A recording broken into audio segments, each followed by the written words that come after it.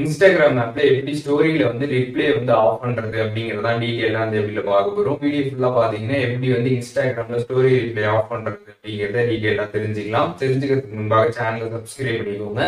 Bell ஐகானை click பண்ணி all அப்படின்றத செட் பண்ணிடுங்க.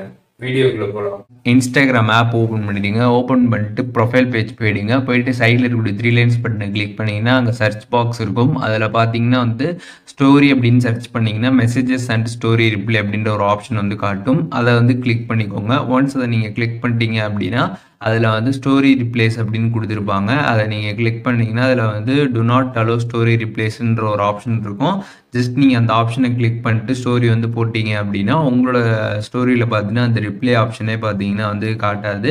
ஸோ இதை நீங்கள் வந்து ஆஃப் பண்ணிட்டு போகிறது மூலியமாக நீங்கள் போடுற ஸ்டோரிக்கு பார்த்தீங்கன்னா வந்து யாருமே பார்த்தீங்கன்னா வந்து ரிப்ளை வந்து பண்ண முடியாது. ரிப்ளே ஆப்ஷனே பார்த்தீங்கன்னா அங்கே வந்து இருக்காது. ஸோ இது வந்து திருப்பி உங்களுக்கு ரிமூவ் பண்ணணும் அப்படின்னு நினச்சிங்கன்னா அலோ ஸ்டோரி ரிப்ளேஸ் அப்படின்றத நீங்கள் வந்து கொடுத்துக்கலாம்.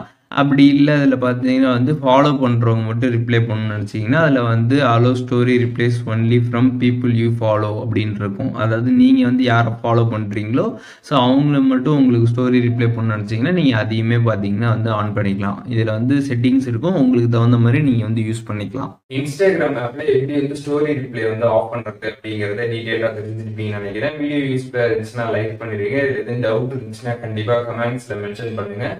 எல்லாருக்குமே ரிப்ளை பண்ணுறேன்.